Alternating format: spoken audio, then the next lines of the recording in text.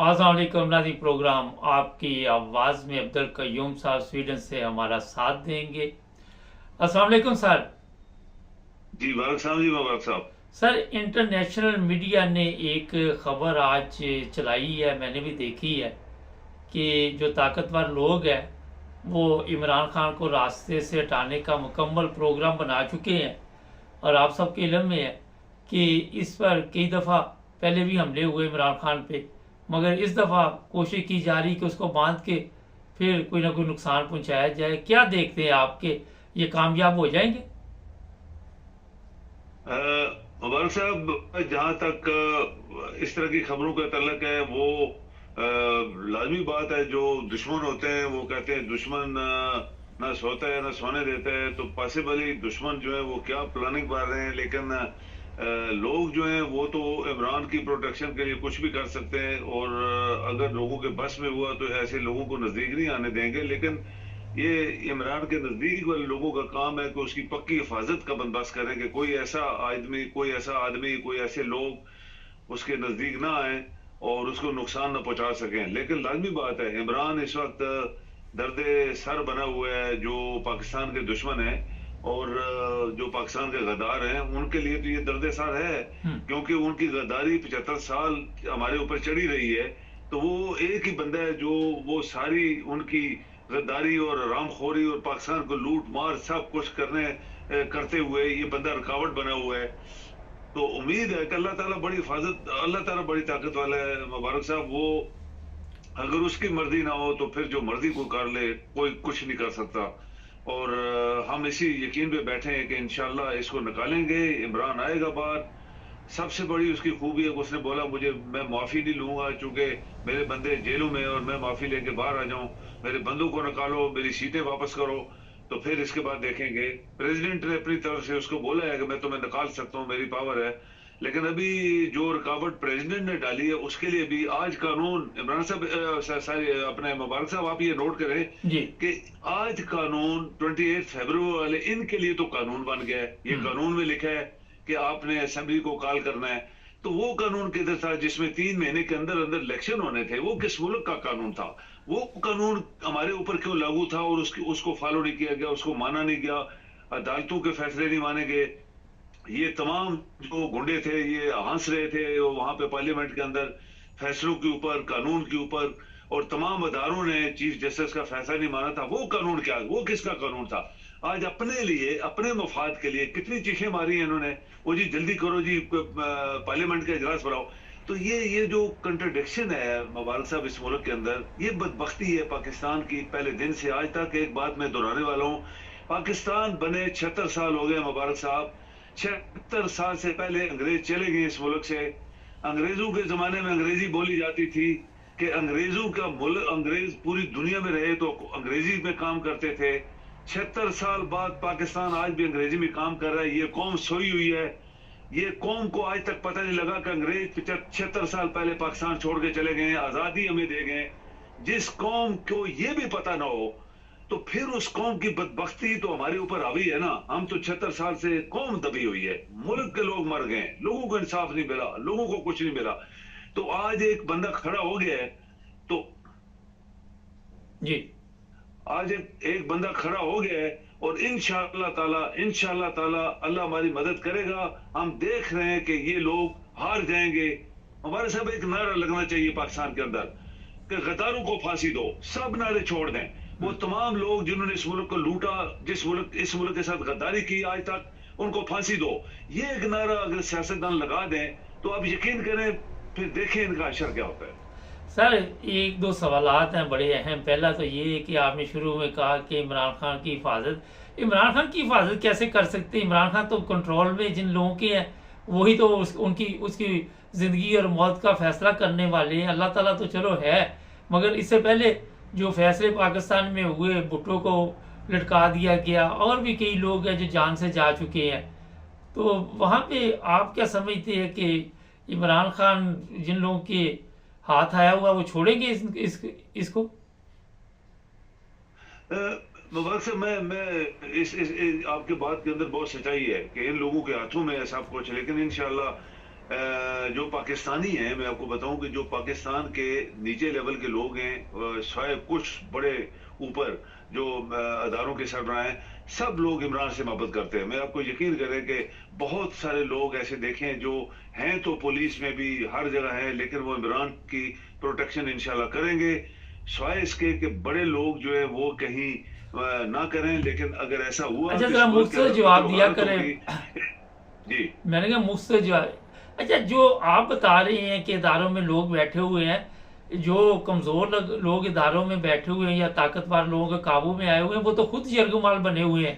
वो तो बेचारे खुद नहीं आवाज उठा सकते। जो आपके इल्म में है कि केस हुआ था वो कोर कमांडर लाहौर का, उसके बाद उसका पता ही नहीं किधर गया, तो कौन आवाज उठा सकता है?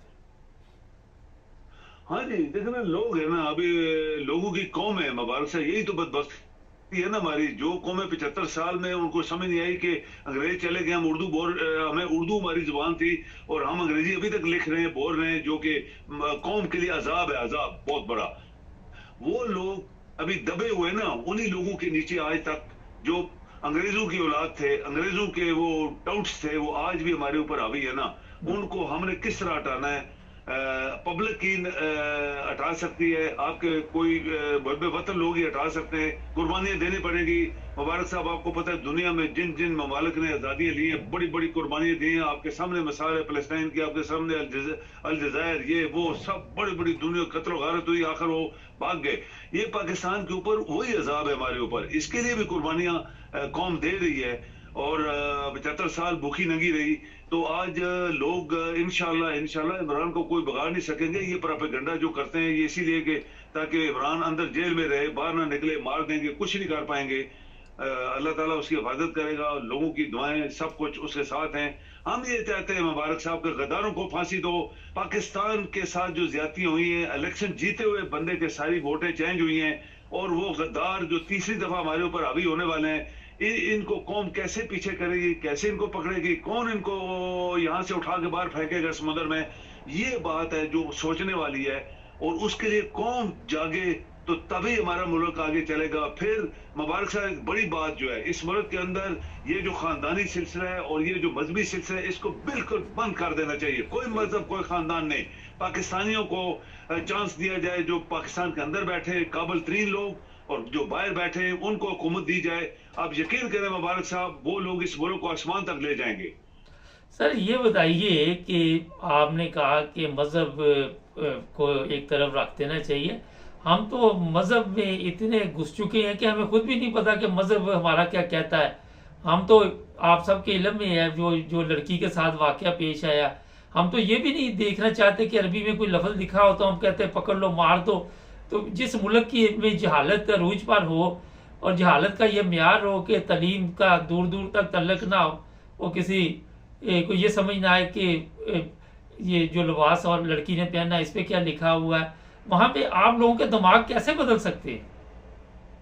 ये बात है ना, ये तो जहालत की तो बात है, ये इस पाकिस्तान के अंदर है। सिर्फ मैं आपको बताऊं कि एक वाकया छोटा सा आधे मिनट का, सीरिया के अंदर एक कॉन्फ्रेंस हो रही थी, तो उसमें कोई कुरान के ऊपर या कुरान की जो कुरान जब यानी प्रिंट करते हैं या कुछ इस तरह के मुख्तलिफ खुद दुनिया में जो कैसे किस तरीके से लिखते हैं, तो उसमें पाकिस्तानी भी वहां पे हाजिर थे, ये जो मुल्ला हैं दानियों वाले।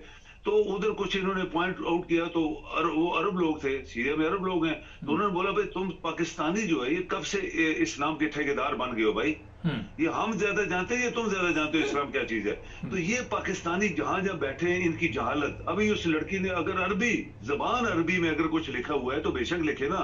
अगर कुरान की सूरतें भी लिखी हैं तो आपकी वो बेनजीर भुट्टो जिसको कत्ल किया था उन्होंने पिंडी में, वो क्या कहते हैं, कुल वल्लाह अहद अल्लाह अस्मद की आयतें जो है वो उसने एक चादर के ऊपर करवाई हुई थी और ऊपर लपेटी हुई थी उसने, तो वो भी तो जिस्म के ऊपर उसने लपेटी हुई थी।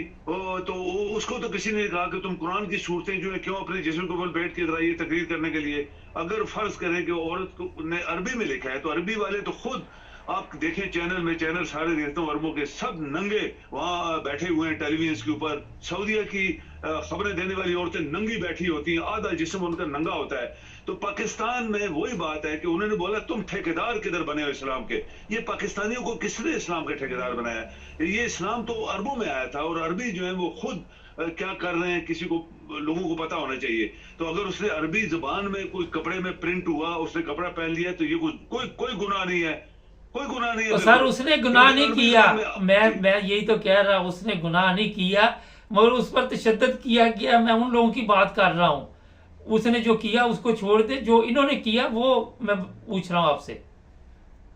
ये तो गंदी जहनीत के लोग हैं ना, ये तो गंदे लोग हैं, ये जाहिल अनपढ़ लोग हैं, ये बुद्धू। मैंने इसीलिए बोला था कल भी परसों भी कि ये वो लोग हैं जिनका इनको इल्म ही नहीं है, इनके पास ये कुरान पढ़ते ही नहीं है, और इनको पता भी नहीं है कि अल्लाह ताला है कौन, और अल्लाह ताला ने क्या फरमाया। अल्लाह बड़ा है या इंसान बड़े थे या नबी बड़े थे? देखें, एक सवाल है बहुत बड़ा मुबारक साहब, अल्लाह ताला बड़ा है। अल्लाह ने इंसान को पैदा किया, अल्लाह ने इंसानों में से अंबिया बनाए, अल्लाह ने उनके ऊपर एहसान किया। ये कुरान के अल्फाज है कि मैंने नबियों के ऊपर एहसान किया और उनको नबी बनाया और उनको मैसेंजर बनाया। मैसेंजर मतलब मेरा पैगाम वो पहुंचाते थे, उनकी कोई पावर नहीं थी। जो अगर कोई अमल, अगर कोई बड़ा वाकया पेश आता था तो अल्लाह के हुक्म से आता था, बिइज़्निल्लाह। कुरान ने कहा मेरा हुक्म होता था, तो बड़े बड़े अंबिया ने को मुझे दिखाए तो वो मेरा हुक्म था, मेरी पावर थी, उस नबी की कोई पावर नहीं थी। तो जब इतने इतने लोग जो थे वो, तो ये पाकिस्तान के अंदर हो रहा है मुबारक साहब, यही तो बीमारी है। पाकिस्तान के अंदर जो बीमारी है इसको कौन खत्म करेगा? ये सबसे बड़ी बीमारी है। हर कोई अनपढ़ बंगी नंगी सब आके नारे मारते हैं, और औरत को पकड़ो मारो, इसको कत्ल। क्यों कत्ल करो भाई? पहले चेक करो कि उसके कपड़ों पे लिखा के। अगर नहीं वर्ज करे गलती में कुछ मेरी बात सुने, कोई गलती से भी कुछ हो जाता है, इंसान की समझ में नहीं आता। इधर कई चीजें ऐसी यूरोप में भी होती हैं, हमें समझ नहीं आती। तो जो हालत हमारी है, अगर कुछ हो भी गया है तो पहले तस्दीक करो, उसको समझा दो। मेरा ख्याल ये भी काफी है। कल रात को मैं सोशल मीडिया पे गया तो एक बैनर लगा हुआ था कि फलां लोग काफिर हैं। अच्छा, उस पर वो बहस कर रहा था। मैंने कहा यार आपको किसने कहा कि यहाँ पे बैनर लगा के ये बहस करो? वो गालियां देनी शुरू कर दी। तो मैंने कहा आपकी तो अपनी तरबियत खराब हुई हुई है, आप किसी को क्या दावत देंगे ना? तो ये तो हालत है। अच्छा, आखिर पे ये बताइए मुझे, जो सवाल है वो ये है कि आप क्या समझते हैं कि ये जो पार्लियामेंट अब वजूद में आने वाली है, कभी वीडियो लीक होती, कभी ऑडियो लीक होती, तो इनके जो मुकर्रर करने वाले लोग ऊपर ताकतवर बैठे हुए वो कामयाब हो जाएंगे? बिल्कुल नहीं, बिल्कुल नहीं मुबारक साहब। मैं आपको बताऊं कि मैं जो ऐसे देख रहा हूं कि ये इनके एंड जा रहे हैं। अभी एंड पे जब जाते हैं ना तो फिर वो कहते हैं कि जो भी कुछ करना है भी कर लो, अभी आखिरत हमारी आ गई है, ये इनकी आखिरत है।